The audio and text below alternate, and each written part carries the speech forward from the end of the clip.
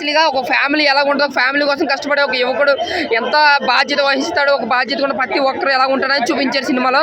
Full family entertainer అన్న, ఎటువంటి youth కానీ ఇలాగ అనుకుంటారేమో. విజయ్ దేవరకొండ ఫ్యాన్స్ అయితే కొంచెం డిసప్పాయింట్ అయ్యే అవకాశం, ఎందుకంటే అన్న మాస్గా అని చూడాలనుకుంటారు. బట్ ఇందులో మాస్ ఎలిమెంట్స్ ఏం లేవు, ఓన్లీ ఫ్యామిలీస్ టార్గెట్ చేసి తీసారు. ఒక పక్క క్లాసీ మూవీ అన్న, సూపర్ హిట్ మూవీ అనమాట. ఎక్కడ బోర్ అయితే కొట్టలేదు, చాలా అంటే చాలా బాగుంది. ఇంకా ముఖ్యంగా పరశురామ్ గారు రైటింగ్, డైలాగ్స్, ఎమోషన్ సీన్స్ అయితే నిజంగా కంటతడిపిస్తాయి. ఇంకా Ronald Raghu acting, Vijay Devarakonda performance అయితే నెక్స్ట్ లెవెల్ ఉంటుంది. ఇంకా ఇంటర్వల్ ముందు వచ్చే సీన్ అయితే మాత్రం అటు మాస్ కావచ్చు, క్లాసిక్ కావచ్చు, అందరికీ నచ్చే సీన్ అన్న.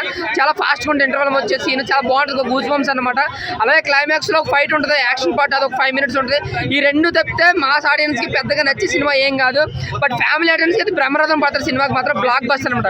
ఏదైనా అలా కామెడీ అండ్ ఎమోషన్ సీన్స్ ఎక్కువ ఉన్నాయి సినిమాలో. వెన్నెల కిషోర్ గారు ఉన్నంతసేపు కూడా ఆయన ఒక హాఫ్ అన్ అవర్ ఎంత ఉంటుంది, ఆయన కూడా బాగా నవ్విస్తాడు. బట్ ఎటు వచ్చి సినిమా అంతా కూడా రొనాల్డ్ ఠాగూర్ అండ్ విజయ్ దేవరకొండ చుట్టూనే తిరుగుతుంది.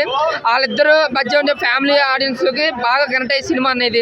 పరశురామ్ గారు ఎప్పుడు కూడా ఆయన మార్క్ అయితే మిస్ అవ్వాలి. ఎమోషన్ సీన్స్ కానీ, ఫ్యామిలీకి ఎక్కడ ఇబ్బంది కానీ సీన్స్ కానీ, ఎక్కడ ఎటువంటి రాంగ్ సీన్ పెట్టలేదు. పచ్చి ఎమోషనల్గా క్లాసీ మూవీ తీశారు. సో ఓవరాల్గా విజయ్ దేవరకొండ గత సినిమాలతో పోలిస్తే ది బెటర్ మూవీ. బట్ అన్నట్టు 200 కోట్లు రావు, సమ్మర్ కాబట్టి 100 కోట్లు కొట్టే అవకాశం అయితే పుష్కలంగా కనిపిస్తుంది.